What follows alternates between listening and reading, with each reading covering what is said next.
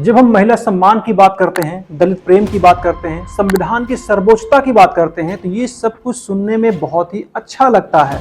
आपने देखा होगा कि बड़े बड़े नेता, बड़े बड़े बुद्धिजीवी, बड़े बड़े समाज सुधारक लोग इन बातों का खूब इस्तेमाल करते हैं। मन से ये बड़ी बड़ी बातें करते हैं, महिला सुधार को लेके, दलित प्रेम को लेके, संविधान की सर्वोच्चता को लेके। लेकिन अगर आप इन बातों की जमीनी हकीकत पर नजर डालेंगे तो तस्वीर आपको कुछ और ही दिखाई देगी।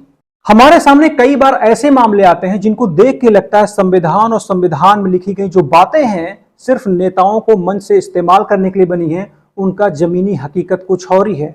अक्सर देखा गया है कि सत्ता ही संविधान है, सत्ता के पास शक्ति है और शक्ति ही तय करती है किसके साथ न्याय होगा, किसके साथ अन्याय होगा। हम बात कर रहे हैं बिहार के उस जंगलराज की जहां पर एक आईएएस का परिवार तक सुरक्षित नहीं रहता है। सोचिए जरा, एक आईएएस की पत्नी के साथ बार बार रेप किया जाता है, उसकी मां के साथ रेप किया जाता है, उसकी भतीजी के साथ रेप किया जाता है, उसकी नौकरानी के साथ रेप किया जाता है। आप एक बार सोच कर देखिए, ये हाल था बिहार में एक आईएएस ऑफिसर का, फिर वहां पे आम लोगों की क्या कंडीशन रही होगी, आप सोच कर ही समझ सकते हैं। 2 नवंबर 1995 को आईएएस अधिकारी बीबी विश्वास की पोस्टिंग पटना में होती है और उनको समाज कल्याण विभाग का सचिव बनाया जाता है। पटना में जहां पर बीबी विश्वास को रहने के लिए आवास अलॉट होता है, उसी आवास के बगल में आरजेडी विधायक हेमलता यादव का भी आवास रहता है। एक दिन हेमलता यादव बीबी विश्वास की पत्नी चंपा विश्वास से ये कहती हैं कि उनके घर पे जो नौकर है उसकी तबीयत खराब है, वो आके कुछ मदद कर दें। जिसके बाद चंपा विश्वास उनके आवास पर जाती हैं। जैसे उनके आवास पर जाते हैं, उनको एक कमरे में बंद कर दिया जाता है।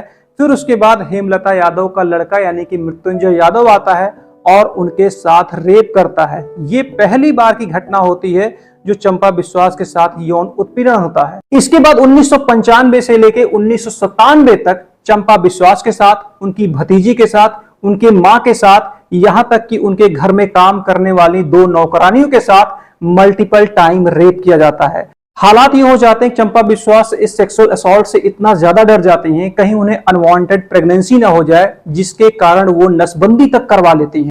जब इस घटना को लेकर भी विश्वास थाने में जाते हैं, लोकल पुलिस के पास कंप्लेन करते हैं, तो लोकल पुलिस उनका कंप्लेन लेने से मना कर देती। सोचिए कि बिहार का वो दौर था जहां पर एक आईएएस अधिकारी की हालत थी कि उसके परिवार का सेक्सुअल असॉल्ट हो रहा था और वो एक कंप्लेन तक फाइल नहीं कर पा रहा था। तो आम लोगों की वहां पर क्या जिंदगी रही होगी, आप इस केस से अंदाजा लगा सकते हैं। अगर आपने राउडी राठौर मूवी को देखा होगा तो उसमें एक सीन है जहां पर विलन का बेटा एक पुलिस ऑफिसर की वाइफ को कैद करता है, घर में लाके अपने बंद करता है और सेक्सुअल असॉल्ट करता है। जब पुलिस ऑफिसर उसके पास जाता है कि मेरी बीवी को छोड़ दिया जाए, तो उसको उंगलियों से इशारा किया जाता है कि 4 दिन बाद तुम्हारी वाइफ को छोड़ दिया जाएगा।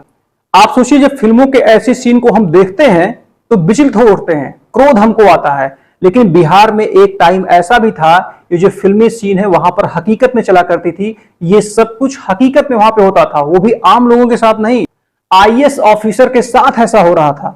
चंपा विश्वास न्याय पाने के लिए और इस उत्पीड़न से बचने के लिए बार बार वो पुलिस के पास जा रही थी, बार बार कंप्लेंट फाइल करने की कोशिश कर रही थी, लेकिन उनकी सुनवाई नहीं हो रही थी। ऐसा इसलिए हो रहा था कि उसमें रूलिंग पार्टी आरजेडी थी और हेमलता आरजेडी से विधायक। इसके बाद चंपा विश्वास अपनी इज्जत आबरू बचाने के लिए राज्यपाल से गुहार लगाती हैं कि मेरे साथ ऐसी ऐसी घटनाएं हो रही हैं, मेरा कोई केस फाइल तक नहीं हो रहा। उसके बाद राज्यपाल के हस्तक्षेप के बाद हेमलता यादव और उनके लड़के मृत्युंजय यादव के खिलाफ केस बुक होता है। जिसके बाद 26 अगस्त 1997 को मृत्युंजय यादव की गिरफ्तारी होती है। उसके 2 महीने बाद उनकी माता हेमलता यादव भी सरेंडर कर देती है। इसके बाद मार्च 2002 में पटना की निचली अदालत में इन दोनों लोगों के ऊपर केस चलता है, जहां पर मृत्युंजय यादव को 10 वर्ष की और उनकी माता हेमलता यादव को 3 वर्ष की सजा सुनाई जाती है।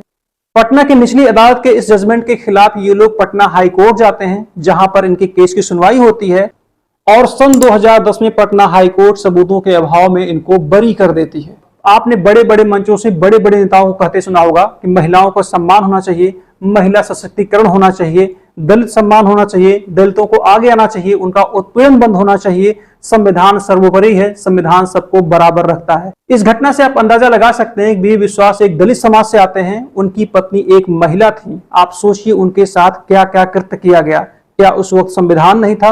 क्या उस वक्त नियम नहीं थे? लेकिन संविधान, नियम, कानून की धज्जियां उड़ा दी गई। तो बुजुर्गों ने जो एक कहावत कही है, जिसकी लाठी उसी की भैंस, ये बिल्कुल सत्य कहावत है। जिसके पास सत्ता है उसी के पास शक्ति है, वही नियम है, वही कानून। तो आज के इस वीडियो ब्लॉग में बस इतना ही। ये वीडियो आपको कैसा लगा इसके बारे में जरूर बताएं, कमेंट बॉक्स में कमेंट करें, वीडियो को लाइक करें, चैनल को सब्सक्राइब करें। धन्यवाद।